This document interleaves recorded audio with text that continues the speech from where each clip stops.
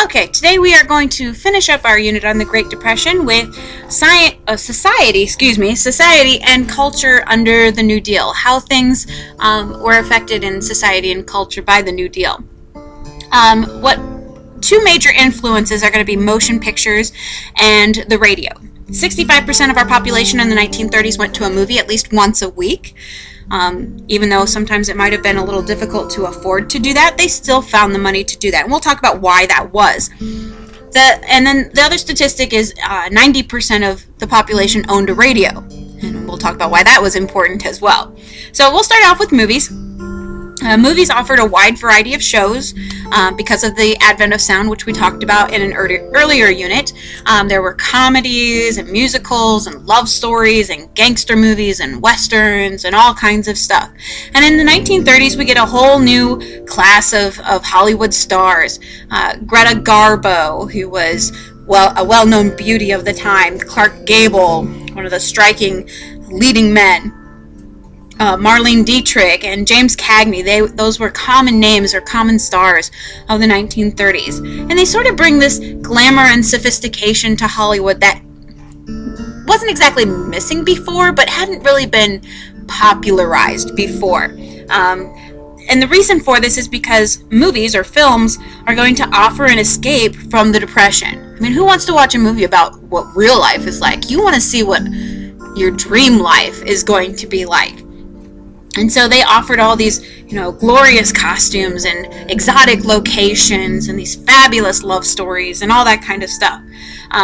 For example, one of the most famous films from the era is going to be Gone with the Wind, which is about the Civil War. So it's not like it's modern day stuff, but it had awesome costumes and gorgeous leading stars and all kinds of stuff, and this story that people really bought into about how, you can overcome hardship, and that even though bad things happen to you, there's always another tomorrow kind of thing. So that really kind of epitomizes what Hollywood was all about in the 1930s. But they also offered things like romantic comedies, which will star Fred Astaire and Ginger Rogers, which were a famous couple, a dancing duo and comedy as well. Musicals will come out. And a lot of musicals will feature songs that are popular with the people. Like one of the songs is We're in the Money, about, we're finally getting back to where we were sort of thing. We're getting out of the Depression. Technicolor is going to be introduced with The Wizard of Oz, which comes out in the 1930s. And that's going to bring, again, another lush feeling to these films that people are just really going to use that as a way to escape the hardships of their lives. Full-length animation is going to come about too, with Snow White and the Seven Dwarfs being introduced, and Disney and all that kind of stuff. And slapstick comedy with the Marx Brothers, just a way to laugh and to get away from the troubles of the day.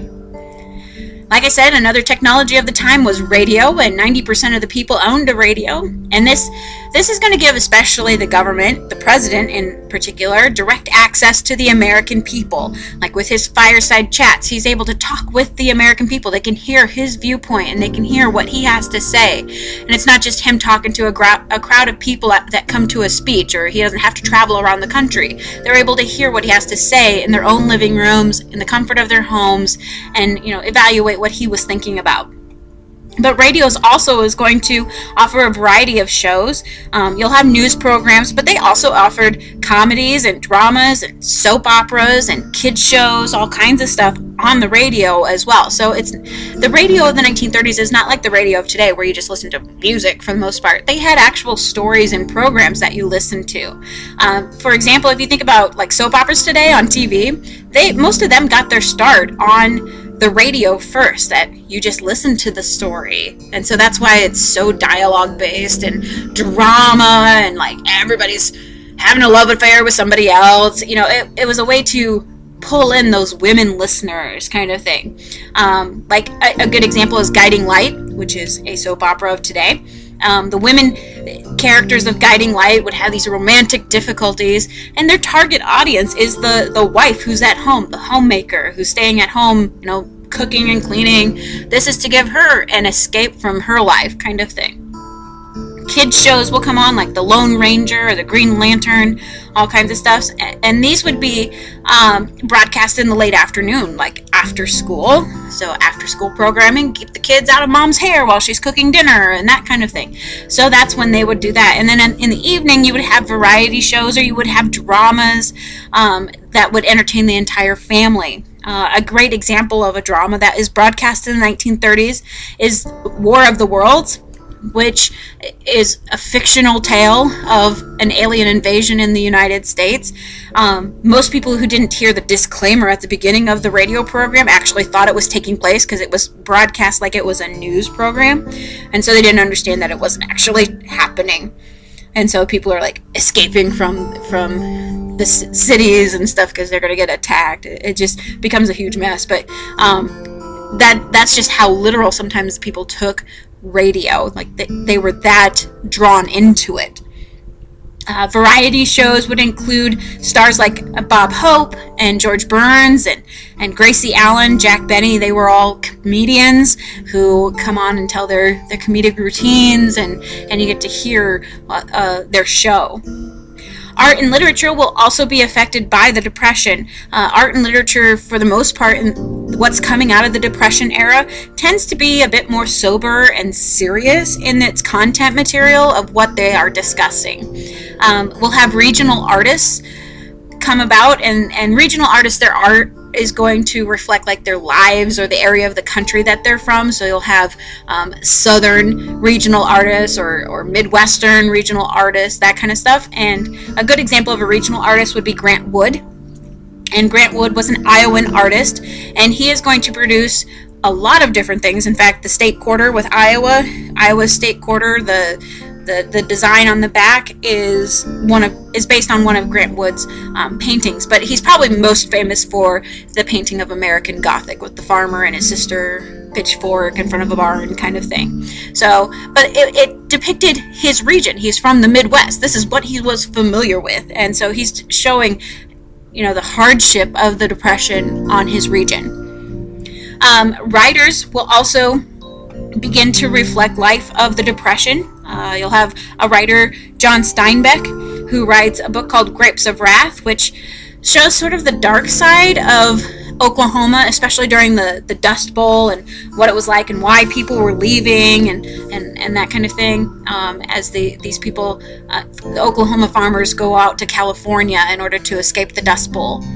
Another writer, Thornton Wilder, will write a play called Our Town, and it kind of stands out because it's a little bit more positive. It shows small town life in New England, and that things kind of tend to stay the same, and people even today can relate to Our Town because it's like, oh yeah, we have a person who's like that, and we have a person who's like this, and this is kind of what we do too. And so even people today can still relate to his writing.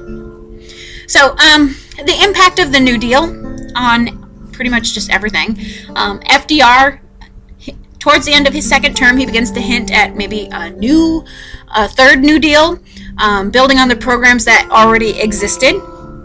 But Congress is starting to think, well, maybe we need to cut back. We're spending a lot of money. We're doing a lot of different things. Maybe we need to cut back. But once they start cutting back, industry production is going to decrease and unemployment goes back up.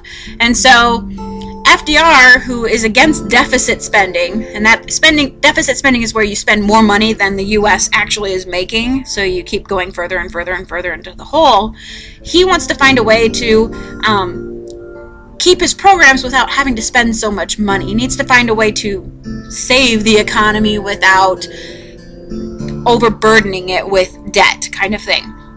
So some supporters of FDR are going to say, well, we can try and strike a reasonable balance. We can try to help the country to recover with these programs. But his critics are going to be very harsh on him and say, well, the government's becoming too large and too powerful. It doesn't get rid of our social inequalities. We still have a lot of poor. We have a very few rich who have a lot of the money. So we're not quite getting rid of these inequalities that are such an issue and such a problem. The lasting effects, however, of the New Deal. So things that have carried on even through today. The first one is labor unions, giving it that legitimacy with the Wagner Act. is going to help protect workers' rights. It helps to set standards for wages and hours and child labor laws and whether or not unions can even organize. So that's a lasting effect. Another lasting effect is the effect it had on rural areas, setting quotas for production and bringing electricity to rural America. That was one of the WPA projects, the Public Works projects, was to bring electricity to rural America. And so it's going to give more access to those kinds of things in the rural areas. I keep saying that. The third lasting effect is Social Security. It's a program we still have today. The government assumed the responsibility for the welfare of the citizens. It used to be churches and charities that did that, but now the government has assumed that position. And it has become an important function of the government today. It's still something that's widely debated on whether or not the government should be able to do it and to what extent. And so it's something that is still an ongoing issue. The fourth lasting effect has been on the environment. FDR did do a lot of things with conservation, planting trees, making hiking trails, fire lookout towers, wildlife refuges, and all of that was brought about because of things like the Public Works program, finding jobs, creating things so that people could work and earn a wage and that kind of stuff. It also helped with farmers learning how to not have another dust bowl, how to conserve the soil, contour planting, crop rotation, reduced grazing, terraces, all those things are going to help. And then also just alternative power sources. We begin to look at things like hydroelectric power, which they built dams, so they're going to use it to create power. A great example would be the Tennessee Valley Authority, or the TVA, which is going to produce a lot of dams in order to help with flood control in the Tennessee Valley. And through this, they create new power plants, which is going to help bring power to what was typically a very poor region of the United States, and jobs and all kinds of stuff. So there's a lot of different things in the New Deal that are going to be effective in helping the U.S. and in helping to influence even today in general.